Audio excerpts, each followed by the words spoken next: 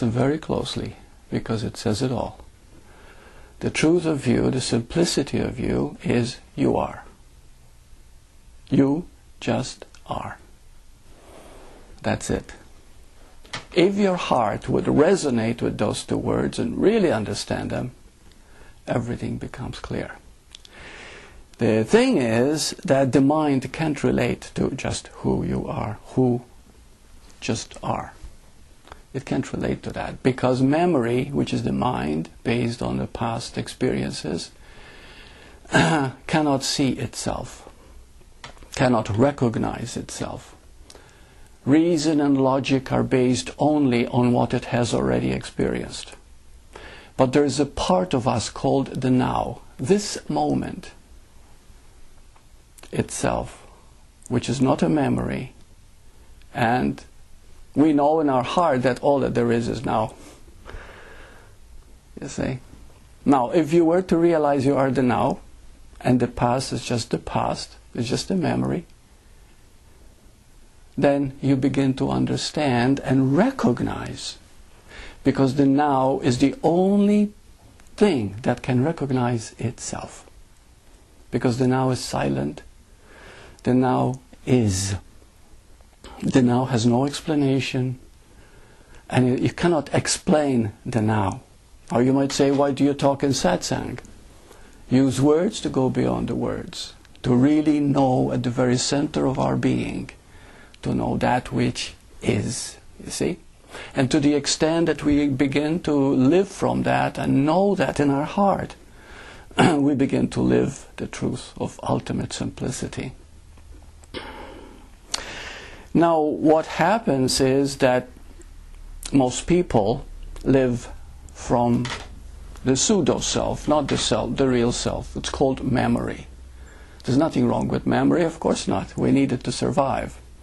But you identify so completely with it, and you reason, and everything is based, conclusions, judgments based on this experience of your past, and then you miss the very essence of your being, which is now. And so you are made up of two aspects, now and memory. See, when you begin to see yourself as now, the memory does not change, the experiences do not change, you do not lose your memory, but you simply see them as they actually are. You begin to see what is, and in that instance of seeing, you have found peace, you have found clarity, you have understanding. Now, I received an email, and this email, although I received it today and it's fresh, I'd like to address it today because it is a very common one, and I have received many like it. Many. Okay, it says, Dear Burt, I read your scripts regularly, and they touch a deep part of me, and yet can't seem to shake the fear of death. Even now as I write you, I know that nothing you say will make me stop this fear. At times during the night I break into a sweat. During the day, when the fear surfaces, I feel inner panic. I have had this fear for many years, ever since I can remember. Is there hope? Now, this is so common, and I've had so many like this. And most people who actually have this fear won't even write email. So this is super, this is great. Now, how many people fear death? Everybody who thinks they are a memory. But you see, if we begin to explore the now and begin to really feel the now, totally and completely, and I hope that this, as we go into it and explore and have a few questions I want to ask you, you begin to understand something very simple. We have said this many times before, but it can never be said enough. Can there be any time other than this moment? Feel it out in your heart, you know it in your heart. Because no matter when it is, what it is, how it is always now. Always. It has no where or when or which or where, it's always now. For example, right now, what is happening now and what is happening in Bombay is at the same time. Yet, as far as time is concerned, Bombay could be having breakfast now, and we are ready to go to bed. You see what I mean? As far as time is concerned, it's a polar opposite. But as far as now is concerned, it's exactly the same. So time, now, is absolute. You see? You can never think or feel or know anything other than now. When you begin to understand that, you begin to see that all truth, even from what I experienced in the past, whatever you've experienced in the past, and I've worked as a hypnotherapist for 30 years and I've had many clients, and whatever they experience in the past, when I have them in a state of total relaxation and I take them to the past, they experience it as if it's in the moment. As if it's in the moment. But it is a recollection of the past. So what is being experienced at the moment is not now. It is the cellular memory of the body carrying that past. Because the body is memory. Please stay with me here. Can you separate the now from memory? You can and you cannot. The two always go together. They're inseparable. You see? And this is what people who fear death do not understand. These two are inseparable, because people will say, when the body drops, then I'm nothing. But I have had clients throughout the years who have experienced their grandmother who had died. Some had visions. Some had experienced their dead relatives or whatever. They appeared to them physically. I had a vision of Bhagavan Ramana Maharshi which changed my life.